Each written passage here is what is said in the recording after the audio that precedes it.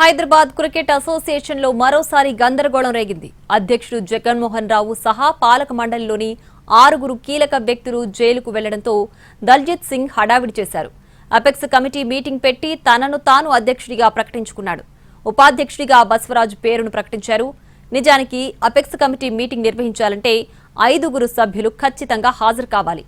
హెచ్సీఏలో ఉన్న 9 మంది సభ్యుల్లో 6 జైలుకు వెళ్లారు. ఉన్న 3తోనే మీటింగ్ పెట్టి హడావిడి చేశాడు దల్జిత్ సింగ్. అది అపెక్స్ కౌన్సిల్ మీటింగ్ ఎలా అవుతుందని మాజీలు ప్రశ్నిస్తున్నారు. ఈ నెల 20న జనరల్ బాడీ మీటింగ్ పెట్టి పాలకవర్గం రద్దుకు సిఫార్సు చేయాలన్న ఆలోచనలో మాజీలున్నారు. అలా చేయకపోతే హెచ్సీఏ పాలకవర్గాన్ని రద్దు చేసే ఆలోచనలో ప్రభుత్వం ఉందని చెబుతున్నారు.